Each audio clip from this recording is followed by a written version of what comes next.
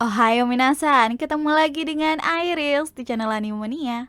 Kali ini kita akan ngebahas 10 buah iblis terkuat yang ada di Arc Wano Kuni. Ya, meskipun akhirnya belum selesai sih. Dan masih banyak kekuatan buah iblis yang belum diperlihatkan.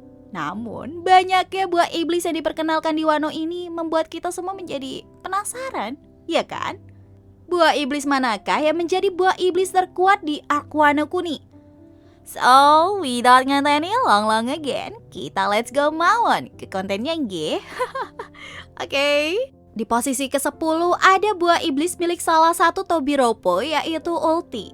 Ulti sendiri memakan buah iblis Ryuryunomi model Pachycephalosaurus. Buah iblis tersebut merupakan buah iblis bertipe Ancient Zone yang seperti yang kita tahu lah bahwa buah iblis Ancient Zone adalah buah iblis yang bisa membuat penggunanya berubah menjadi hewan purba. Bentuk perubahan dari buah iblis bertipe Ancient Zone ini membuat penggunanya bisa berubah ke model hybrid ataupun ke versi aslinya nih. Dalam bentuk hybridnya, Ulti ini sudah memiliki bentuk yang lebih besar. Namun bukan hanya menjadi lebih besar, dalam mode hybridnya Ulti mendapatkan tambahan kekuatan fisik yang luar biasa. Kemampuan khas dari buah iblis Ryuryunomi model Pachycephalosaurus membuat penggunanya memiliki tengkorak kuat yang tebal dan sangat keras. Kita pernah nih diperlihatkan bagaimana Ulti mampu membuat Our Bakasencho Luffy sangat kesulitan. Dan jangan lupa ketika Usopp yang hampir dibuat gegar otak karena sundulan dari Ulti ini. Next, di posisi ke-9 ada adik dari Ulti yaitu Peijiwan. Peijiwan juga merupakan salah satu dari Tobiropo ini, memakan buah iblis Ryuryunomi model Spinosaurus. Ya, sama nih seperti kakaknya. Kekuatan buah iblis ini merupakan buah iblis tipe Ancient Zone yang ngebuat Peijiwan bisa berubah ke mode hybrid ataupun versi asli dari hewan purba Spinosaurus. Dan seperti tipe Ancient Zone lainnya, Peijiwan juga mendapatkan kemampuan fisik tambahan gara-gara buah iblis tersebut. Dalam versi asli Spinosaurusnya, Peijiwan memiliki cakar, gigi, dan ekor yang sangat berbahaya. Kita pernah nih melihat momen ini saat Peijiwan bertarung dengan Sanji. Di pertarungan itu, Sanji yang berubah menjadi Soba Max mampu ditahan oleh Peijiwan.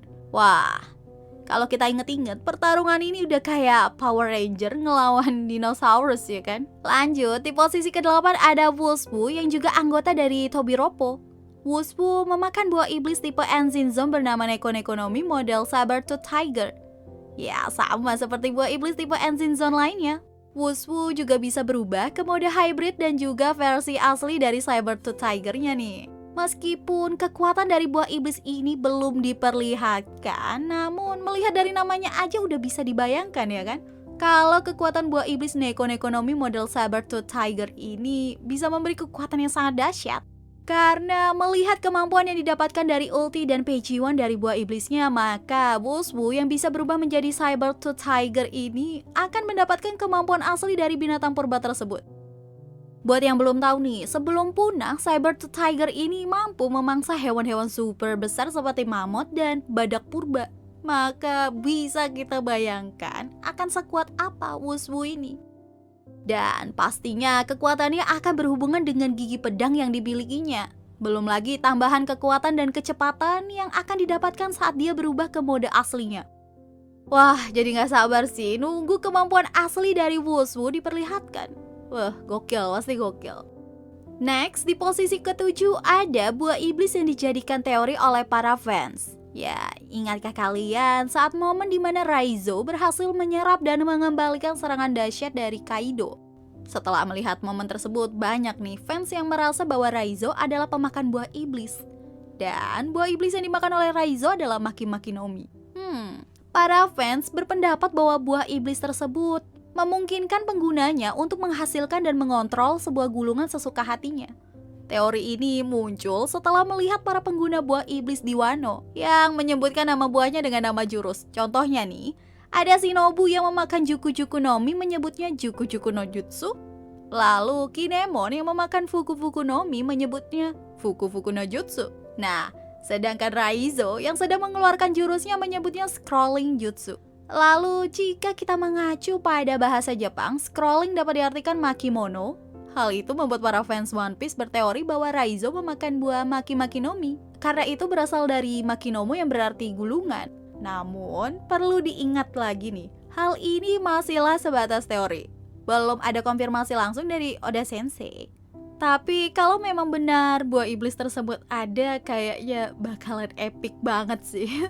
Ya kan? Next, di posisi ke-6 ada buah iblis milik salah satu all-star Kaido, yaitu Queen. Queen memakan buah iblis Ryuryunomi model Berkelosaurus. Ya, buah iblis ini merupakan buah iblis tipe Ancient Zone juga sih. Jadi sama nih seperti ketiga Tobiropo sebelumnya, Queen pun dapat berubah ke mode hybrid atau versi asli dari binatang purba Brachiosaurus ini. Kekuatan dari buah iblis ini bisa kita lihat saat versi Brachiosaurusnya muncul. Ukurannya sangat besar dengan leher dan ekor yang panjang, terutama leher yang menjadi ciri khas dari binatang purba ini sih. Bisa membuat serangan Queen jadi memiliki jangkauan yang sangat luas. Belum lagi kekuatan fisik yang didapatkan dari perubahannya membuat buah iblis ini semakin kuat. Lanjut, di posisi ke-5 ada buah iblis milik orang nomor 2 di bajak laut Kaido. Ya, siapa lagi kalau bukan King. King memakan buah iblis tipe Ancient Zone bernama Ryuryunomi model Pteranodon. Sama nih, seperti yang lainnya, King juga dapat berubah ke mode hybrid dan versi asli dari Pteranodon ini. Kekuatan buah iblisnya membuat King bisa terbang bebas di udara. Selain itu, King juga dapat melepaskan serangan udara yang sangat kuat.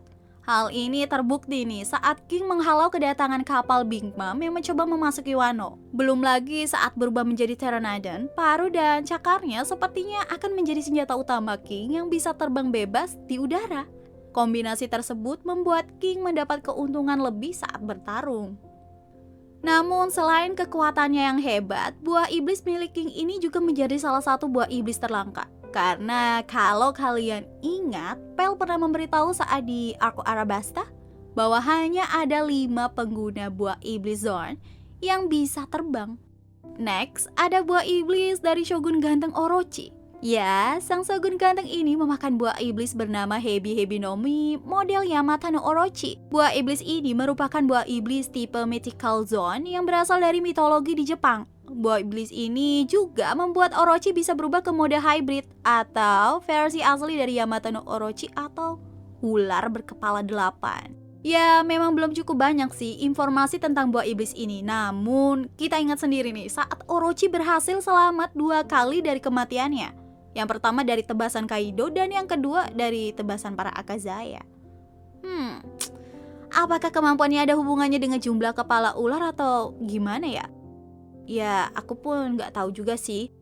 Kita tunggu aja lah bagaimana kemampuan asli dari buah iblis Hebi Hebinomi model Yamata no Orochi ini.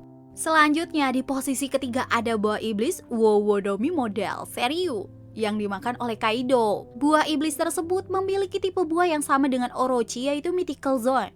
Dengan buah iblis ini, Kaido dapat berubah ke mode hybridnya ataupun ke versi asli dari Azure Dragon atau Seryu. Saat berubah ke mode aslinya Seryu, Kaido mampu mengeluarkan jurus Bolo Breath yang mana bisa menyemburkan serangan api panas dari mulutnya. Jarak dari jangkauan serangannya ini pun sangatlah jauh. Kayaknya mudah aja lah bagi Kaido jika ingin menghancurkan suatu pulau. Belum lagi, Kaido juga bisa mengeluarkan jurus bernama Tatsumaki di mana dia bisa menghasilkan tornado besar di sekitarnya.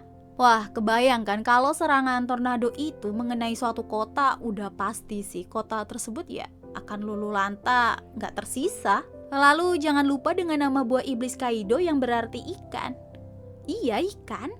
Meskipun sempat membuat bingung para fans, namun hal ini menjelaskan mengapa Kaido mendapatkan rumor sebagai orang terkuat di daratan, udara, bahkan lautan. Iya, di darat Kaido sangat buas dengan mode hybridnya, di udara dengan mode Seryunya, lalu di lautan dia bisa mengembalikan hukum alam di mana pemakan buah iblis kan harusnya dibenci lautan ya kan?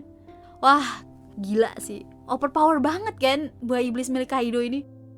Next, di nomor 2 ada buah Toki Tokinomi yang dimakan oleh Kozuki Toki. Buah iblis ini kayaknya jadi salah satu buah iblis yang gak pernah dibayangkan bakal ada di dunia One Piece. Buah iblis bertipe paramesia ini memiliki kekuatan yang membuat si penggunanya bergerak ke masa depan. Hal ini pernah ditunjukkan oleh Kozuki Toki yang berpindah ke masa depan saat dirinya berada dalam bahaya. Hebatnya lagi, buah iblis ini juga bisa mengirim seseorang ke masa depan. Jadi bukan hanya penggunanya aja, namun orang lain pun bisa dikirimkan ke masa depan dengan kekuatan buah iblis ini. Dan kayaknya buah iblis ini emang cocok banget buat perempuan sih. Soalnya meskipun berpindah ke masa depan, namun usia dan wajah mereka tetaplah sama. Atau simpelnya mereka tidak bertambah tua. Momonosuke dan beberapa Akazaya adalah bukti dari kekuatan Kozuki Toki ini. Next, di nomor 1 ada buah iblis milik Otama. Ya, meskipun sampai sekarang belum diketahui sih nama dari buah iblis tersebut. Hanya saja buah iblis Otama ini termasuk ke dalam tipe paramesia. Buah iblis ini memberikan Tama kemampuan untuk menghasilkan makanan yang disebut Kibidango. Lalu jika Kibidango tersebut dimakan oleh hewan, maka hewan tersebut akan menjadi anak buah Tama. Di sini, Tama bisa memberikan perintah apapun dan hewan tersebut akan menurutinya. Bahkan kemampuan ini berfungsi kepada para pemakan buah iblis Smile. Karena seperti yang kita ketahui, buah iblis Smile berbeda dengan buah iblis Zone, di mana buah iblis Smile seperti memberikan unsur hewan atau menambah unsur hewan pada manusia. Sedangkan buah iblis Zone memberikan kemampuan kepada penggunanya untuk berubah menjadi hewan. Maka pengguna buah iblis Zone ya tetaplah manusia. Buah iblis Tama ini menjadi sangat berbahaya karena kebanyakan anak buah Kaido adalah pemakan buah iblis Smile. Bisa dibayangkan kan jika Tama berhasil membuat mereka semua menjadi anak buahnya dan malah berbalik menyuruh mereka menyerang Kaido. Jika hal tersebut terjadi, bisa dipastikan bahwa pertempuran di Wano Kuni ini akan menjadi sedikit lebih mudah karena setidaknya para aliansi Luffy tidak perlu menghabiskan kekuatan dan staminanya untuk melawan para pemakan buah iblis Smile. Ya, begitulah 10 buah iblis paling kuat di arc Wano Kuni versi Iris. Meskipun di arc kali ini lebih didominasi oleh buah iblis tipe Zoan. Kalau kalian sendiri gimana?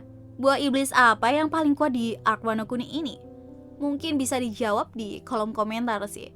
So, segitu aja untuk konten kali ini. See you again next time. Adios, caramelos. Stay safe everyone. Salam Animania.